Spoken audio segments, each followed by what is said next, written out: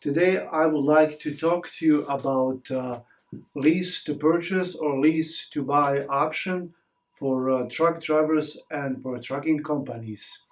As you can see from the title of this video, I am not a fan of those deals, and I'll tell you why.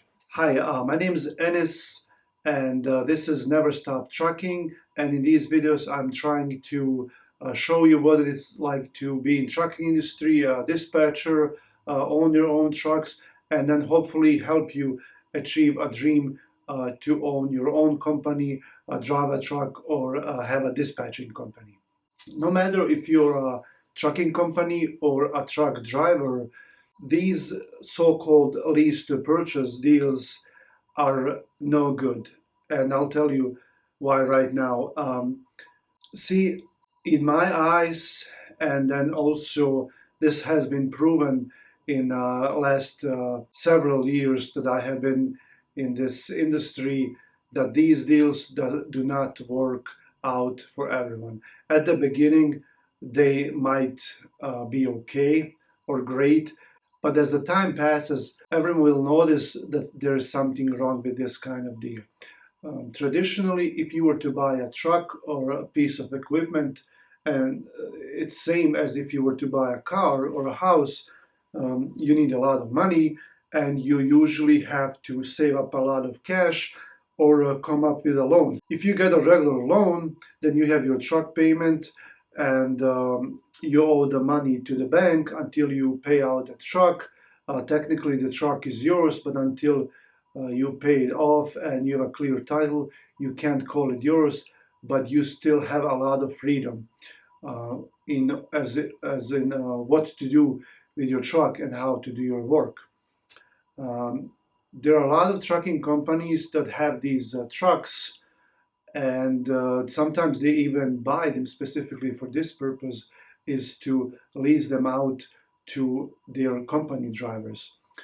There are drivers there who want to buy a truck, but they have a bad credit or they don't have a lot of cash saved up, and but their dream is to become an owner operator.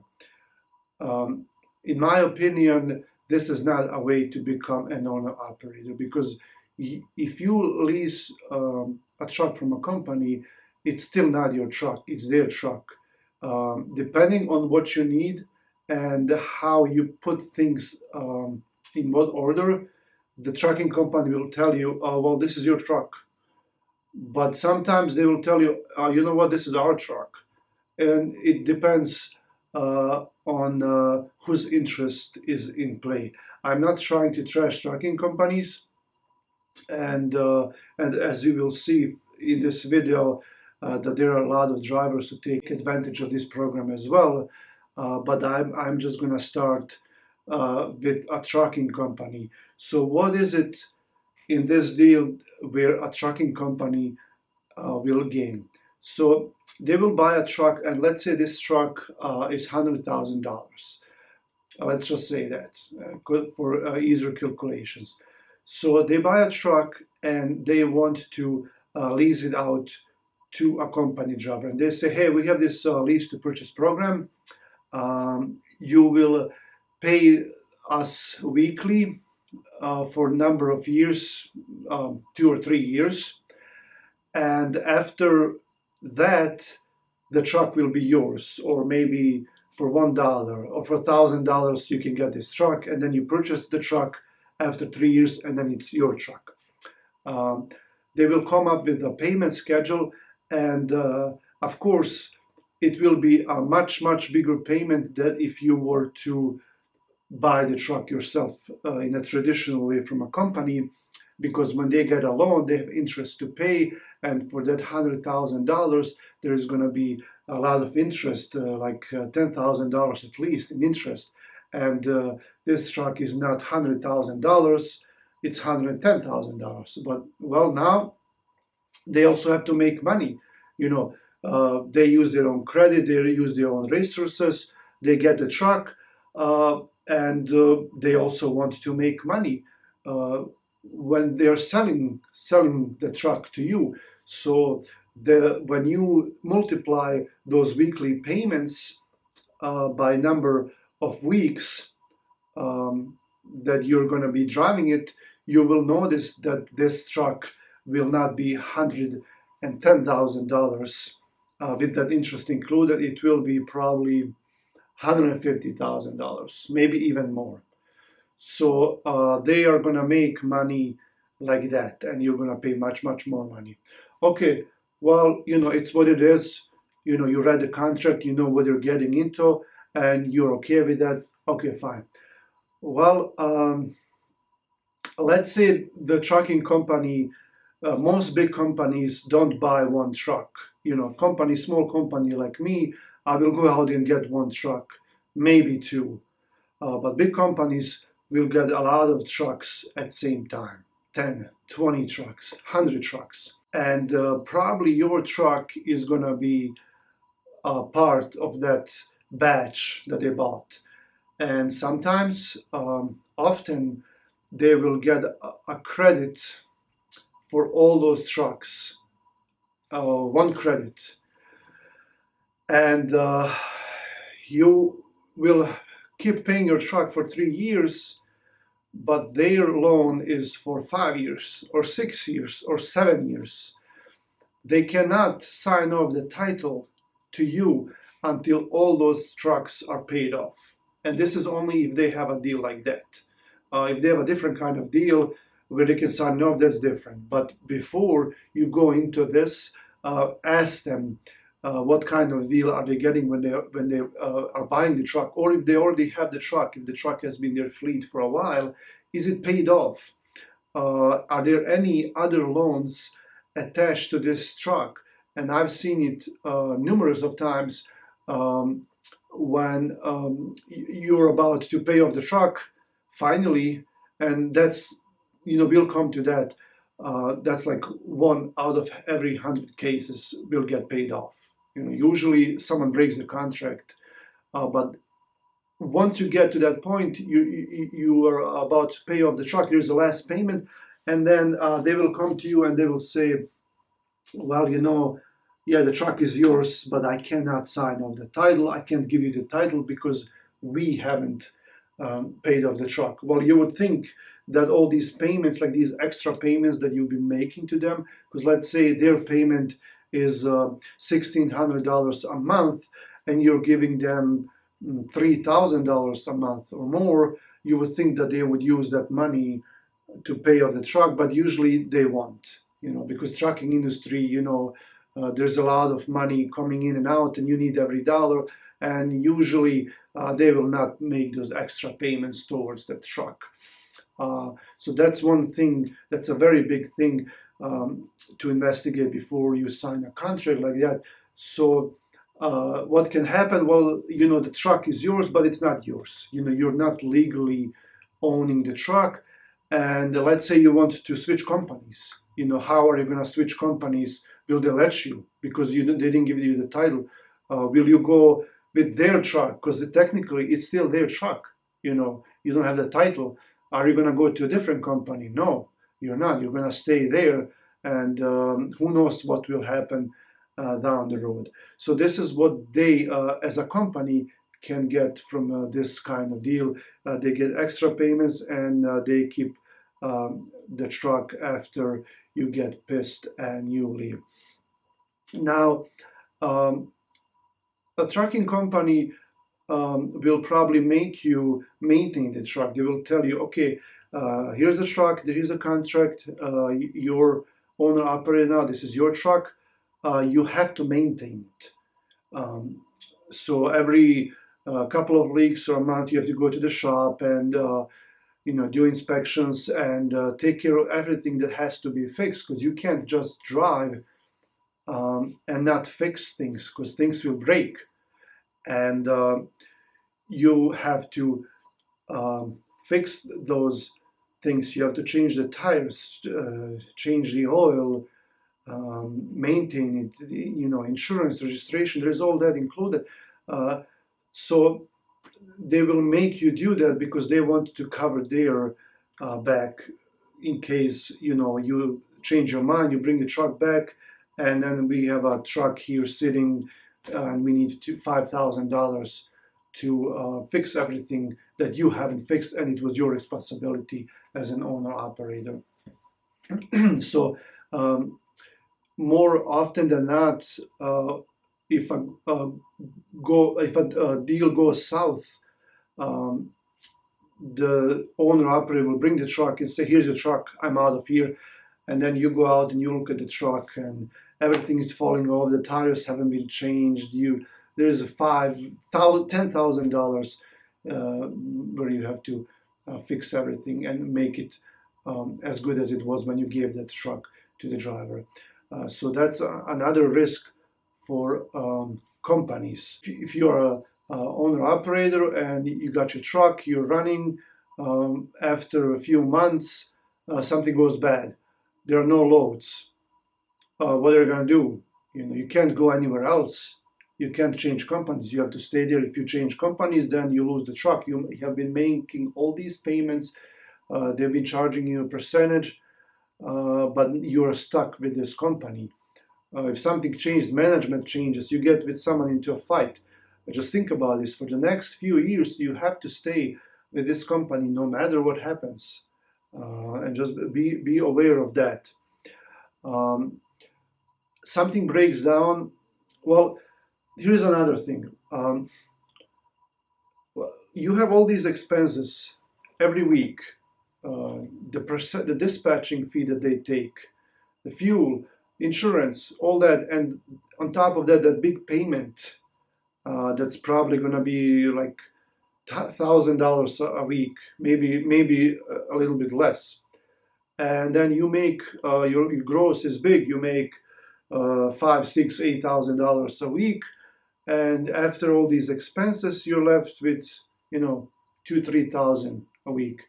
What happens if you decide to take a week off and you say, "Hey, I want to take a vacation," or something breaks down and you can't drive for 2 weeks? Well, those expenses will add up. You still have to pay for the time you haven't been driving, your payment, your insurance. It's going to be another like $2,000-$3,000 a week. And if you haven't worked for a week or two or even longer, how are you going to catch up on those payments? You're not. You're never going to catch up, because you need the money. Like when you work, you need your paycheck, and you need money. And then what happens?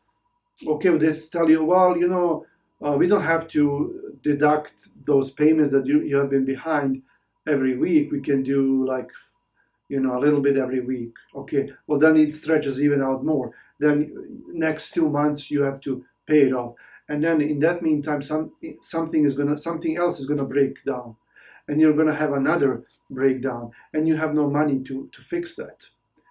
And then they borrow your money, they pay for that, and now you owe that, and you're never gonna get out of that vicious cycle, never. And you're probably just gonna bring the truck back and say, "Hey, here's your truck. I can't do this. It's not working." And then they're gonna have a truck that needs to be fixed. You've been behind on payments. You owe them $5,000 or even more, and no one is winning. No one is gonna win. It's a lose situation. In the case if you do this, company will lose money, and you will lose money. My advice to you: if you want to become an owner operator, don't do a lease to purchase. Don't fall into that trap. You will lie to yourself that you're an owner operator, but you're not. You're a company driver that pays their truck. You're paying off their truck. You're paying for all the repairs for that company, and at the end you're just gonna go out broke. You're not gonna make any money. And I'm not trashing trucking companies, because when you bring the truck back and leave it for them, they're gonna have a lot of expenses for that truck, and they're gonna say, "Well, this guy, he didn't fix it, he didn't take care," because you couldn't, you didn't have the money. And they will have a lot of um, things to take care of on that truck, and that truck is not going to be same as it was before.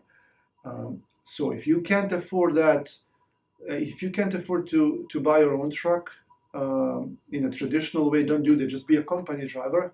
You're going to make much more money. You know, you're going to make more money, and you can save that money and try to fix your credit history, do what you have to do in order to go a traditional route and buy yourself a truck and become a real owner operator. And then you can say for yourself that you're owning that truck and that it's your truck. As long as you're driving their truck, as long as you can't go to a different company with that truck, as long as you owe them money and they can tell you, sometimes companies, you know, as an owner operator like that, they will tell you, well, you have to maintain your truck in this shop, in our shop. You can't go anywhere else. You have to have this insurance. You have to have that. All these deals, all these rules that you have to do because, you know, when it comes to owning the truck, when it comes to repairs, the company will tell you, hey, well, it's your truck. You fix it, you know. But if you are taking the truck someplace else and if you want to um, do it by your rules, then they're going to say, well, it's our truck. You know, it's really not your truck because you haven't paid it off. And then what about this? And I've heard about these scenarios too. You have 6 months to pay off the truck. You're almost there. And then what happens? Well, suddenly there are no loads. Or maybe, you know, who knows, they can tell you, hey, well, you know, there are no loads, you're going to sit for days. Maybe they can intentionally force you out of the truck in a nice way. They will not tell you, hey, you know, your lease is almost over, you're going to get the truck in 6 months. We changed our mind. You can't have the truck, you know, because, well, you know, it's my truck. I bought it. I may still owe money on it. And now I'm just supposed to give it to you. You know, some people think like that. And they might intentionally keep you waiting, you know, not give you loads, come up with new rules that will make you choose to go over yourself and give up the truck. So think about that. So if you're a trucking company, um, who are you going to put into that truck? You know, you're a trucking company, you have this nice truck, it's all ready to go, and you're doing all these advertisements. Hey, you know, lease to buy, no money down, no credit check, no, you know, strings attached. You're just giving a piece of equipment to a stranger. You know, this truck is $50,000, 100, $200,000, and you just like some guy out of state comes, shows up, you don't know who this is, you know, like their background, their credit history, their character. You don't know anything about this person, guy or a girl, doesn't matter. They come up and then you tell them, hey, here's the truck for you, you know, this is your truck now. And they go out, they, you know, they're a bad driver, they speed, they get placed out of service, they get into an accident, people call your company and complain about their driving, and you're stuck with them. What are you going to do? You know, how are you going to fire them? You can't fire them, you know. um, and then at the end, once everyone figures out that this is not working, you know, they bring the truck, you know, they made some money after 5 6 months, they didn't maintain the truck, they didn't fix anything, everything is falling off, you didn't have time to bring him back or her to look at the truck, and after 6 months the truck is trashed and they bring it to you and they're looking at the truck and they're like, well, what happened? You know, why would you give someone a truck that you don't know? You know, it's different if you know someone, you know, like they're a company driver, they have been with you for 5 years and you know them, you know, and they are genuinely interested and you want genuinely to help them own their truck. That's different. But most kind of deals, I worked for several companies as a driver, and then I owned one company. Now this is my second company. I have never seen a deal like this go through all the way through the end. Never.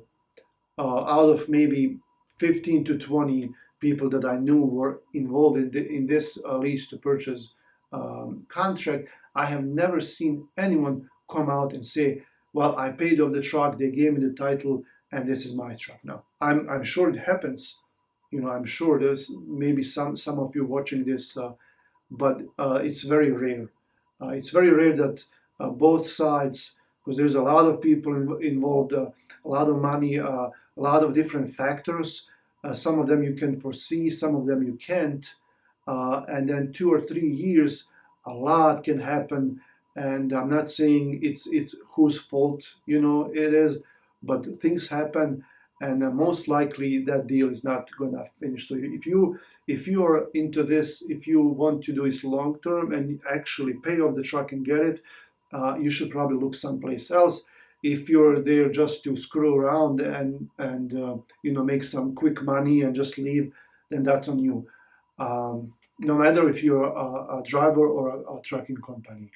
But if you want to do it the right way and in an honest way, then you should stay away from a deal like this.